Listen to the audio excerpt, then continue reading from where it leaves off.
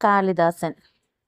ഇന്ത്യയിലെ ഏറ്റവും വലിയ പർവ്വതം ഹിമാലയം എന്നതുപോലെ ഇന്ത്യയിലെ ഏറ്റവും മഹാനായ കവിയാണ് കാളിദാസൻ. എന്നും അങ്ങനെ ആയിരിക്കുകയും ചെയ്യും. വിക്രമാദിത്യ സദസ്സിലെ നവരത്നങ്ങളിൽ ഒരാളാണ് കാളിദാസൻ എന്നാണ് പണ്ഡിതമതം. ക്രിസ്തുവിന് മുമ്പ് 1-ാം ശതകത്തിൽ ജീവിച്ചിരുന്നു എന്ന് വിശ്വസിക്കപ്പെടുന്നു. ഇന്ത്യൻ ഷേക്സ്പിയർ എന്നും അദ്ദേഹത്തെ അറിയപ്പെടുന്നുണ്ട്. മഹാന്മാരായ പല കവികളെയും പോലെ കാളിദാസനും പ്രണയഗായകനാണ്. മനുഷ്യകഥാനുഗായിയാണ്. നായികാനായകന്മാരുടെ അചഞ്ചലമായ പ്രണയമാണ് മിക്ക കൃതികളിലെയും കഥാവസ്തു. പക്ഷേ അദ്ദേഹത്തിൻ്റെ പ്രണയം പഞ്ചേന്ദ്രിയപരം മാത്രമല്ല, മറിച്ച് ത്യാഗപൂർണമാണ്. ത്യാഗത്തിലാണ് സ്നേഹത്തിൻ്റെ പരിപൂർണത എന്ന് അദ്ദേഹം വിശ്വസിച്ചു.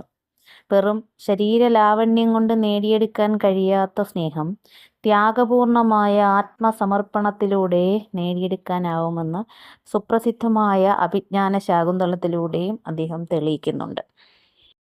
ഭാഗ്യവും നിർഭാഗ്യവും സുഖവും ദുഃഖവും പ്രതിജന ഭിന്ന വിചിത്രമാർഗമായ മനുഷ്യജീവിതത്തിൻ്റെ എല്ലാ രൂപഭേദങ്ങളും ശാകുന്തളത്തിൽ ചിത്രീകരിക്കപ്പെട്ടിരിക്കുന്നു.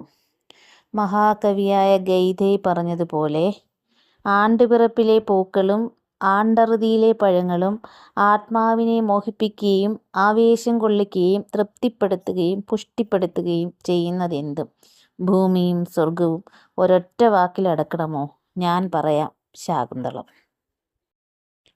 കൃതികൾ: രഘുവംശം, കുമാരസംഭവം, മേഘസന്ദേശം, ഋതുസംഹാരം, മാളവികാഗ്നിമിത്രം, വിക്രമോർവശീയം, അഭിജ്ഞാനശാകുന്തളം തുടങ്ങിയ 7 കൃതികളാണ് അദ്ദേഹത്തിൻ്റേതായി അറിയപ്പെടുന്നത്.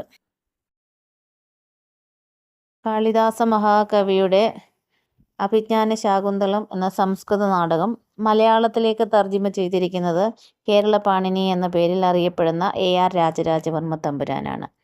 കവി, ഗദ്യകാരൻ, വ്യാകരണകർത്താവ്, നിരൂപകൻ, അധ്യാപകൻ, സംസ്കൃത കോളേജ് പ്രിൻസിപ്പൽ എന്നീ നിലകളിലൊക്കെ അദ്ദേഹം പ്രശസ്തനാണ്. കേരളപാണിനീയം, ഭാഷാഭൂഷണം, വൃത്തമഞ്ജരി, സാഹിത്യസാഹ്യം, ഭാഷാകുമാരസംഭവം, മലയാള ശാകുന്തളം, മലയവിലാസം, പ്രസാദമാല തുടങ്ങിയവയൊക്കെ ARൻ്റെ കൃതികളാണ്. ശാകുന്തളം കഥ: വിശ്വാമിത്ര മഹർഷിയുടെയും മേനക എന്ന അപ്സരസിൻ്റെയും മകളായ ശകുന്തള കണ്വ മഹർഷിയുടെ വളർത്തുമകളാണ്. ഒരിക്കൽ മഹർഷി ആശ്രമത്തിൽ ഇല്ലാതിരുന്ന സമയം നായാട്ടിനായി വനത്തിലെത്തിയ ദുഷ്യന്ത മഹാരാജാവ് ശകുന്തളയിൽ അനുരക്തനായി. അവർ പരസ്പരം ഗാന്ധർവ വിധിപ്രകാരം വിവാഹവും കഴിച്ചു. താമസം വിന കൂട്ടിക്കൊണ്ടുപോകാൻ വരാമെന്ന് പറഞ്ഞ് മുദ്രാമോതിരവും നൽകി രാജാവ് യാത്രയായി. ഒരിക്കൽ ആശ്രമത്തിലെത്തിയ ദുർവാസാവ് മഹർഷി ദിവാസ്വപ്നത്തിൽ മുഴുകിയിരിക്കുന്ന ശകുന്തള തന്നെ മാനിച്ചില്ല എന്ന കാരണം പറഞ്ഞ് നീ ആരെ ഓർത്തിരിക്കുന്നുവോ അവൻ നിന്നെ മറന്നു പോകട്ടെ എന്ന് ശപിച്ചു.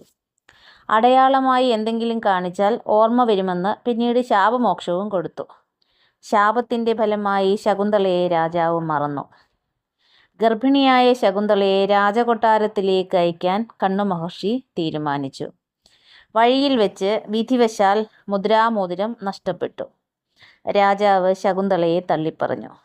ദുഃഖിതയായ ശകുന്തളയെ മേനക കശ്യപാശ്രമത്തിലെത്തിച്ചു. അവിടെ വെച്ച് ശകുന്തള ചക്രവർത്തി ലക്ഷണങ്ങൾ തികഞ്ഞ ഒരാൺകുഞ്ഞിന് ജന്മം നൽകി. സാർവധമനൻ എന്ന് പേരിട്ടു. നഷ്ടപ്പെട്ട മുദ്രാമോതിരം മുക്കുവരിൽ നിന്നും ദുഷ്യന്തന് തിരികെ ലഭിച്ചു. ശകുന്തളയെ ഓർത്ത ദുഷ്യന്തൻ വളരെയേറെ ദുഃഖിതനായി. ഒരിക്കൽ ദേവലോകത്ത് പോയി വരുന്ന ദുഷ്യന്തൻ കശ്യപാശ്രമത്തിൽ വെച്ച് മകനെയും ശകുന്തളയെയും കണ്ടെത്തുകയും തിരികെ രാജകൊട്ടാരത്തിലേക്ക് കൂട്ടിക്കൊണ്ടു പോവുകയും ചെയ്തു.